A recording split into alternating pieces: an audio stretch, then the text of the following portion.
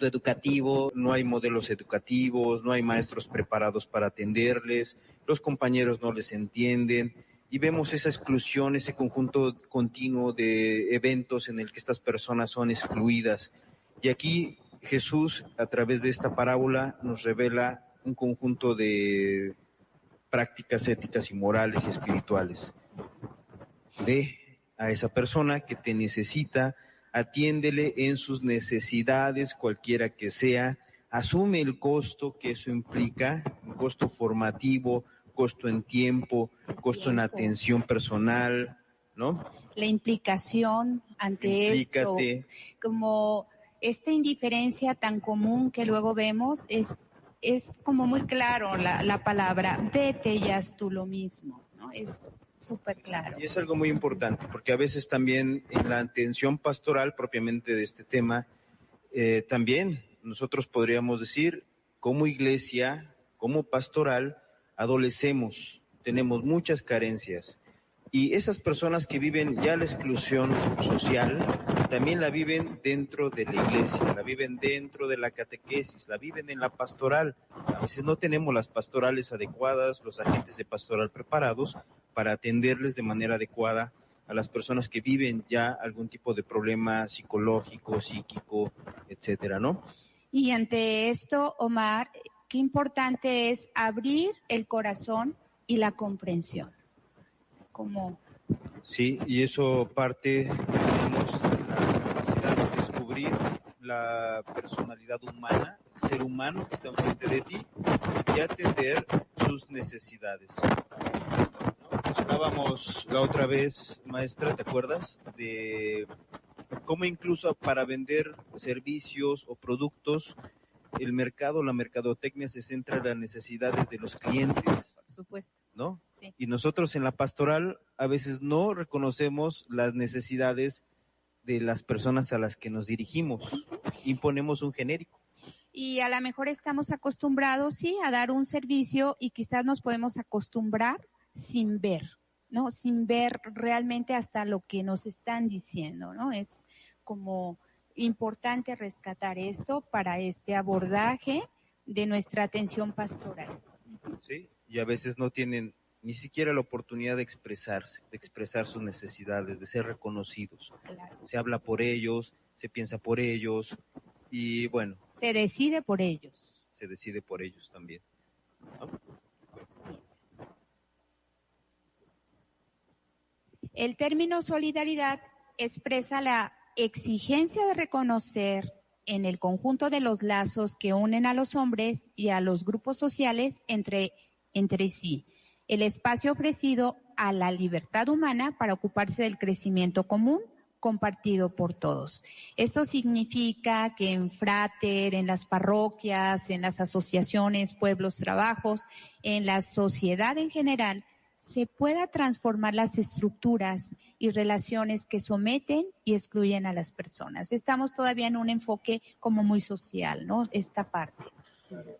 Y partíamos, por ejemplo, de la parábola anterior, esa capacidad de reconocer la necesidad que tiene esa persona para poder generar las estrategias pastorales que sean incluyentes, que le den un espacio, que podamos tener desde los sacerdotes, los religiosos o religiosas capacitados para atender las diferentes situaciones que vive una persona, ¿no? Y realidades. Y realidades, porque a veces nos quedamos en la parte social, económica, educativa quizás, pero hay un conjunto de fenómenos de la persona, del ser humano, que se excluyen.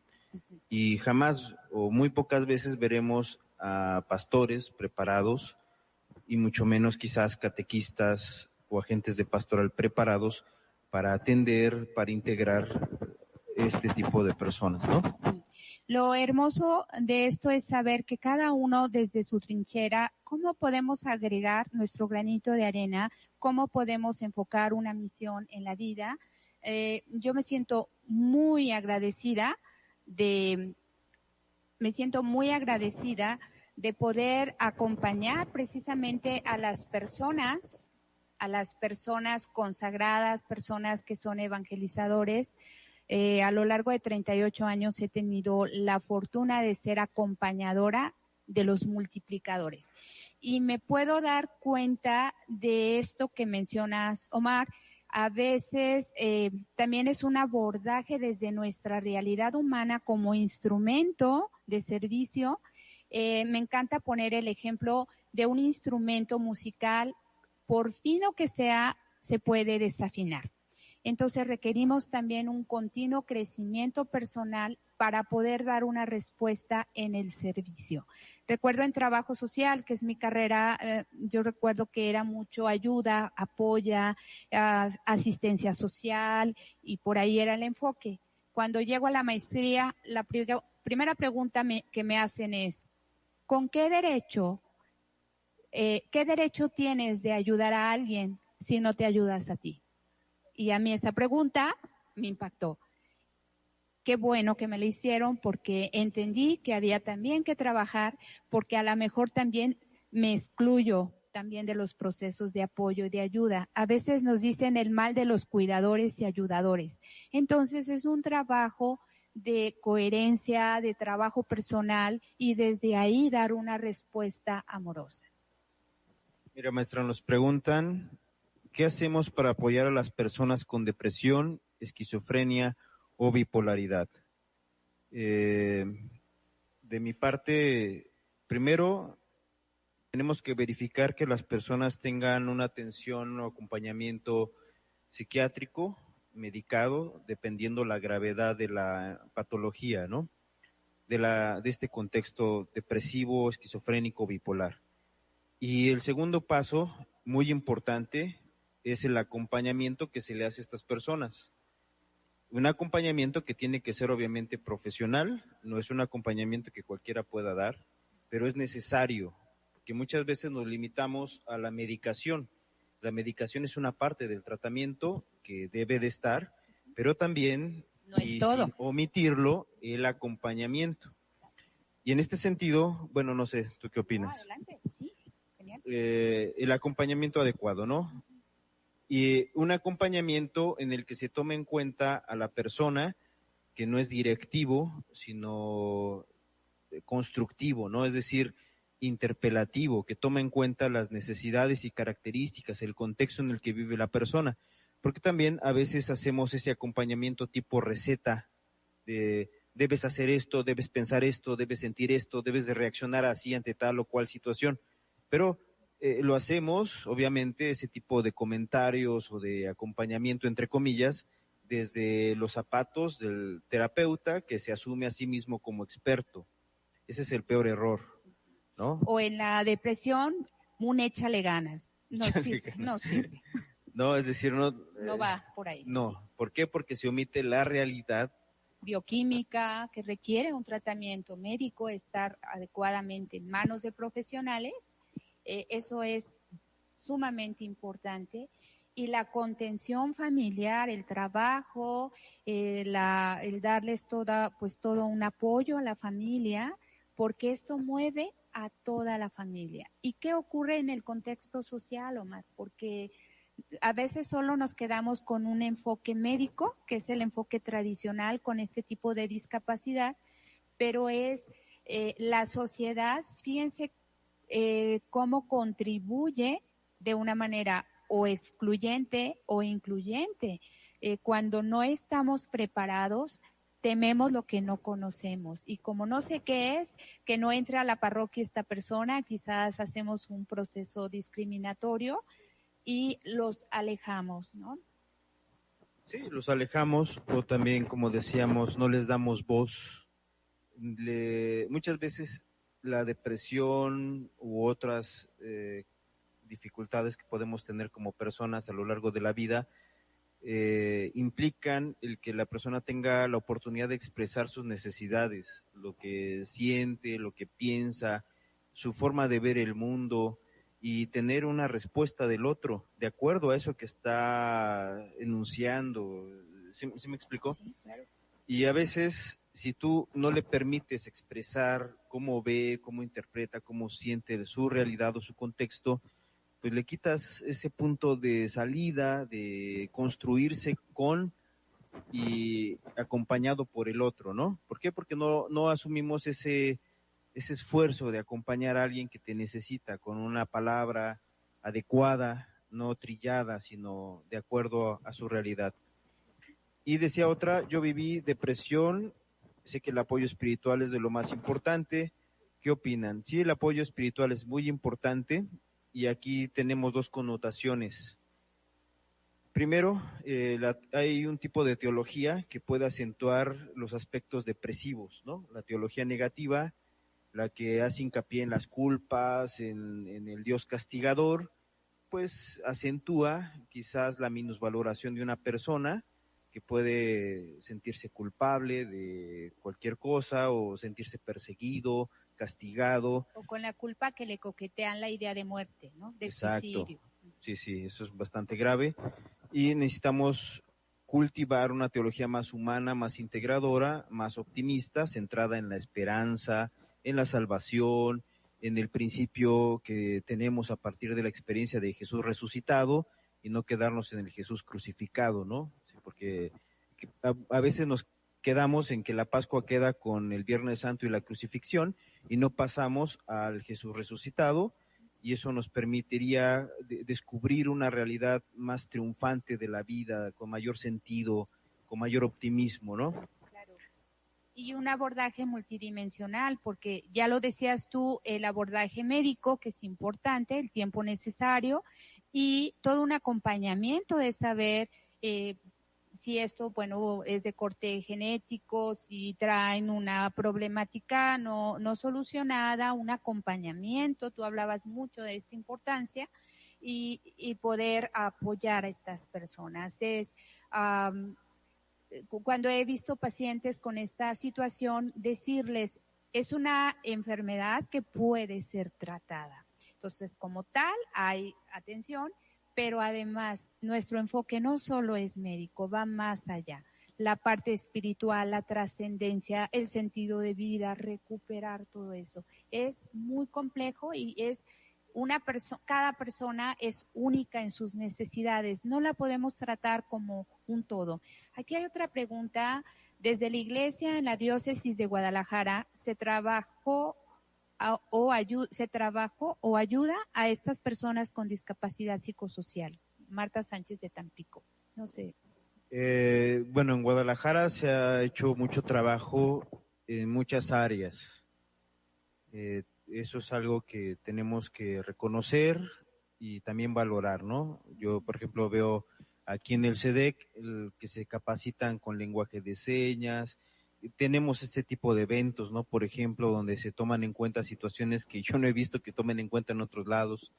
Y eso nos habla de una pastoral que va creciendo, que va siendo cada vez más incluyente. Y yo espero también que en algún momento no solamente tengamos lenguaje de señas, sino también capacitaciones en el aspecto psicológico para que nuestros catequistas o agentes de pastoral tengan nociones básicas de acompañamiento en estos temas, obviamente con la medida cautela, porque hay situaciones que solo podrán ser acompañadas por expertos ya formados en el ámbito de la psicología o la psiquiatría, ¿no? O incluso en el acompañamiento espiritual, pero que esté obviamente muy bien formado para tomar en cuenta todas estas problemáticas y características que nos puede presentar una persona en estas condiciones, ¿no? Y yo aquí quiero enfatizar la importancia, nosotros no tenemos que ser ni psicólogos ni psiquiatras, o sea, no. Al ser agentes de apoyo y de ayuda, sí se requiere mínimos de conocimiento, porque a veces actuamos con muy buena voluntad, pero a lo mejor a un general no se le ocurre enviar a alguien a una guerra sin estar armado o sin estar, ¿no? Qué fue ejemplo, pero bueno. En este caso, ¿qué sería importante? Tener como conocimientos básicos de lo que es un acompañamiento y una distinción. ¿Hasta dónde es mi campo como evangelizador, apoyador, catequeta y cuál no? para saber, en este caso, poder enviar. Muchas veces somos puentes, estamos canalizando a las personas adecuadas, y esa es la gran ayuda, el poder apoyar para que estas personas lleguen a ese apoyo que se requiere a la familia. Pero sí es importante capacitarnos. Yo creo que aquí la buena voluntad no es suficiente. Por eso decía yo, es que se pueda generar estos ambientes de capacitación, donde se le dé a los catequistas o agentes de pastoral las nociones básicas para poder reconocer la situación de la persona, poder canalizarla a una atención que ya esté más consolidada, que tenga más recursos técnicos o, bueno, de capacitación, que le pueda ayudar más.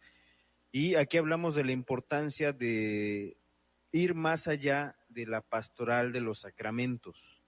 Muchas veces en nuestras pastorales lo más importante es los sacramentos y preparar la primera comunión, el bautismo, las bodas, y la pastoral es algo más amplio, más grande, y también debería de tener un espacio desarrollado, capacitado, lo vuelvo a repetir, capacitado en este tipo de temas, para que no haya personas excluidas de la iglesia, ¿no? Que puedan encontrar la atención que necesitan, por lo menos puedan ser dirigidos con expertos o personas más capacitadas para atenderles mejor.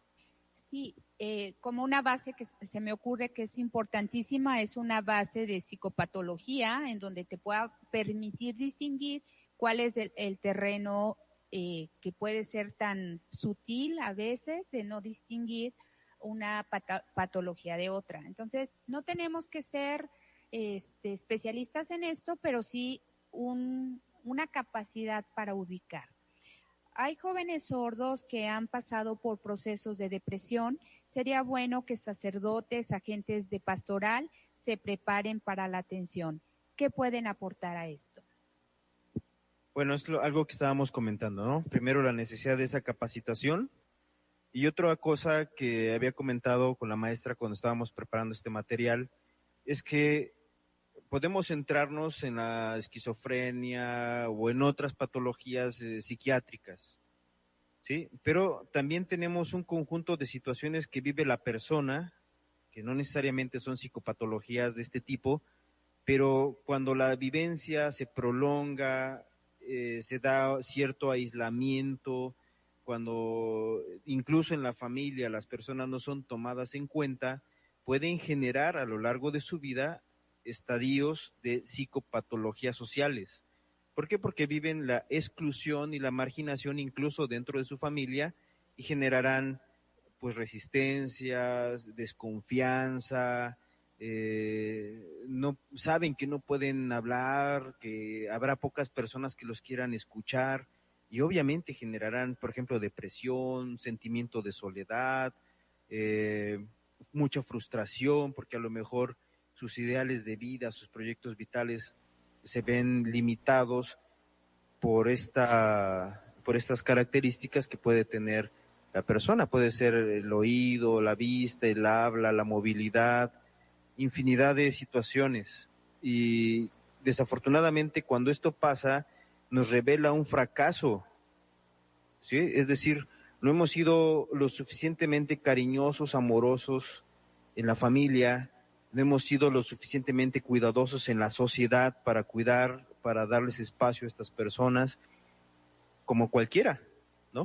Y que aquí también me parece que mucho es ignorancia, no conocer. Les narro rápidamente un caso que a mí me sorprendió. Imagínense, unas monjas de claustro llegan un día al consultorio, sacaron una cita y ellas venían de otra ciudad. Y entonces trajeron a una religiosa que traía una depresión muy severa, y entonces me plantean la siguiente situación. Hemos visto muy mal a nuestra hermana y la priora se niega, no cree en la psicología y dice que lo que le falta es rezar y que por eso pues ella tiene que salir por sí misma. Las hermanas literal la secuestraron, la trajeron al consultorio y dijeron, no tenemos ni para pagar la consulta, pero por favor ayúdenla, ¿no? En ese momento me conecto con un psiquiatra, se la envío. Verdaderamente la hermana requería medicación, venía muy mal, pero fue impactante darnos cuenta cómo pueden llegar a ese nivel. Entonces, cómo aún adentro de los institutos en donde pues sembramos valores, pero a veces es el desconocimiento, ¿no? Entonces, qué importante es prepararnos en estas áreas para dar una respuesta, porque a veces es ignorancia, qué lamentable. Sí, ignorancia y también desafortunadamente los valores culturales de este mundo en el que vivimos, centrados en lo pragmático, en el tener, producir, comprar, vender, parecer, ¿no? Muchas veces, y tenemos que ser honestos, la pobreza extendida en la que ha vivido nuestro pueblo, la mayoría de nuestro pueblo, genera depresiones, frustración, porque aquello que ven y tienen como meta y expectativa de la vida, a lo mejor no lo pueden obtener de forma inmediata, ¿sí? Y tenemos jóvenes que se frustran, niños que quisieran zapatos, que quisieran vestirse bien, que quisieran comer, ¿no? Y quizás ven a sus papás ahorita, por ejemplo, con la pandemia, ¿no? Aparte del confinamiento, la baja en la vida social en general, el temor por perder el trabajo, o aquellos que ya han perdido el trabajo, que ven a sus papás preocupados, que los problemas familiares se van acentuando por la pobreza, por la falta de recursos, por el temor. Todo eso va a generar seguramente problemas psicosociales, si no es que ya los están viviendo, ¿no? O ya los estamos viviendo, sí, porque ya es una condición que nos ha tocado a todos.